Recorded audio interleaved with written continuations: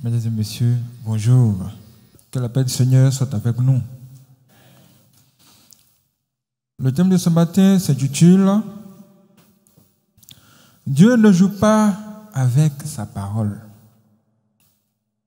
Dieu ne joue pas avec sa parole. Nous entrons dans Jérémie chapitre 1, versets 11 à 12. Il est écrit ceci. La parole de l'Éternel me fut adressée en ces mots. Que vois-tu, Jérémie? Jérémie répondit. Il dit, je vois une branche d'amandier. Et l'Éternel me dit, tu as bien vu, car je veille sur ma parole pour l'exécuter. Qui parle? C'est Dieu lui-même qui parle. Et il parle à qui? À une personne qu'il a choisie, qu'il a décidé de faire cette personne un prophète pour toutes les nations. Là, il est en train de lui dire que c'est moi qui t'ai choisi. Je t'ai choisi et je t'envoie prophétiser. Si je te dis de dire cela et que tu le dis, c'est moi qui ai parlé. Et je veillerai à ce que tout ce que tu as dit là s'exécute. En réalité, cela veut dire que quand Dieu te dit qu'il va te faire un grand roi, il va s'assurer que, à la fin, tu deviennes ce qu'il t'a révélé. Même si tes ennemis se lèvent contre ça. C'est-à-dire, si Dieu te dit qu'il serait un grand roi, et puis le diable est au courant, il réunit tous les sorciers du monde entier pour te mettre des bâtons dans le roue. Tout ce qu'il fait là, c'est zéro. Parce que Dieu a parlé. Et lui qui est en haut, il va veiller à ce que sa parole s'accomplisse. Et si même toi-même, tu n'y crois pas, tu te dis que, oh, toi, tu travailles au champ. Comment toi, tu travailles au champ, tu as donné un roi. Tu as vu ça où? Personne n'a été roi dans ta famille, même en rêve. Tu ne crois même pas. Même si tu ne crois pas, Dieu te dit ce matin que lui, il n'est pas un homme pour mentir. S'il dit qu'un jour tu seras un grand roi, c'est qu'il va veiller à ce que tu deviennes un grand roi. Que tu veuilles ou pas, que tu crois ou pas, qu'on te combatte ou pas. Ça, c'est une parole qui a été donnée. C'est comme on va dire que c'est une décision déjà arrêtée, on ne peut plus rien faire. Que quand on va se lever, il va tomber. Parce que Dieu l'a déjà dit. Quelle que soit la prière que tu as à faire pour empêcher que tu deviennes un roi, là, ça ne va pas se passer. Ça ne va pas marcher.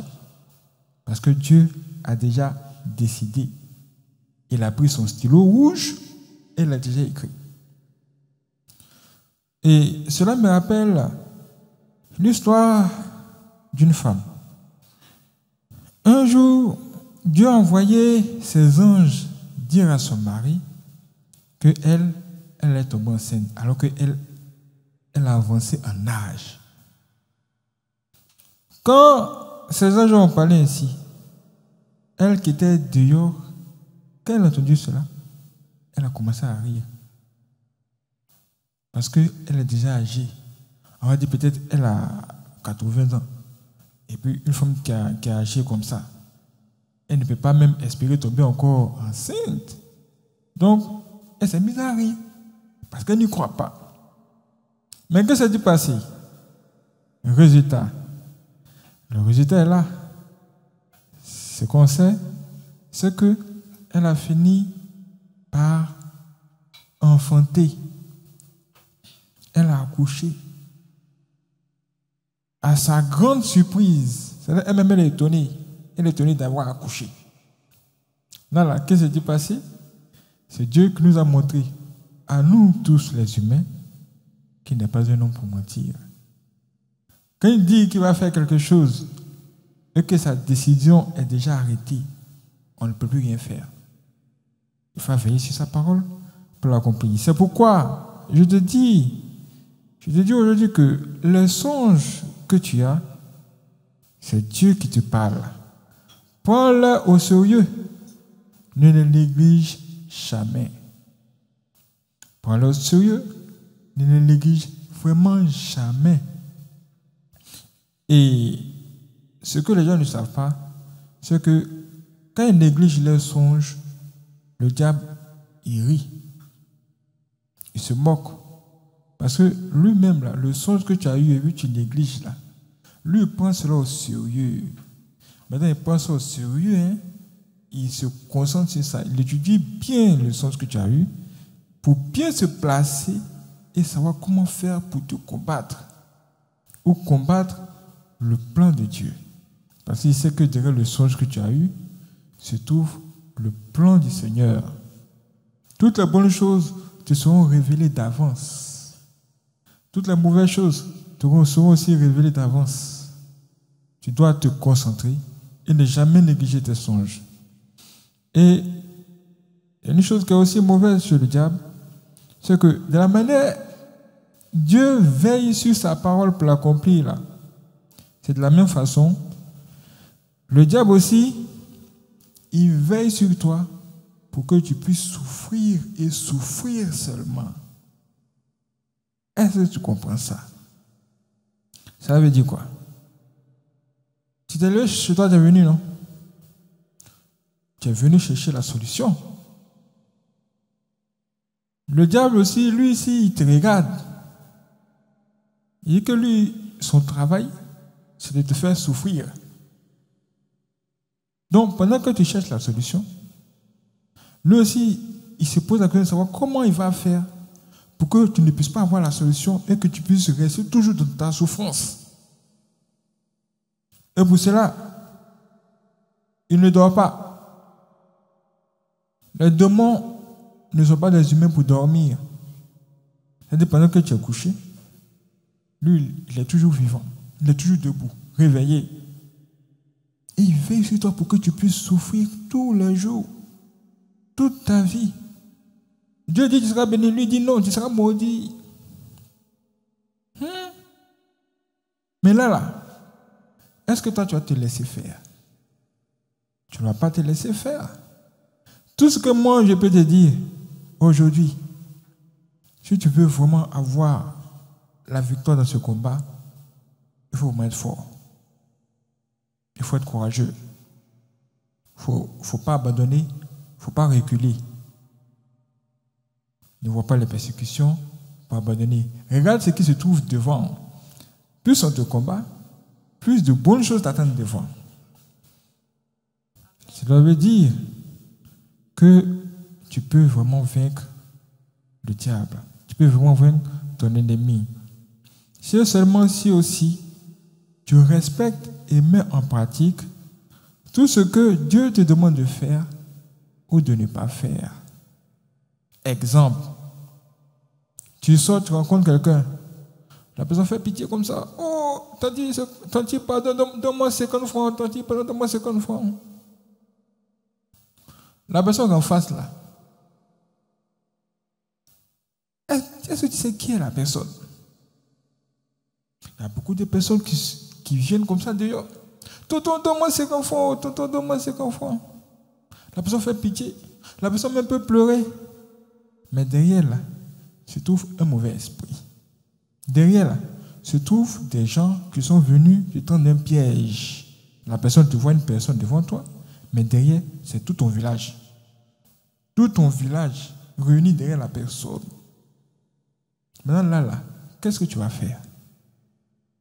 À ce moment, tu vas interroger Dieu. Seigneur, je fais comment? est-ce que je l'aide ou pas? Si Dieu te dit non, c'est non. Que la personne fasse pitié jusqu'à comment? Ou c'est non. Si Dieu dit tu peux le faire, tu le fais.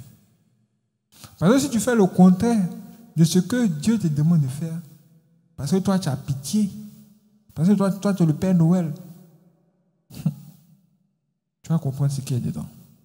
C'est là que tu vas voir le vrai visage des gens. Le vrai visage.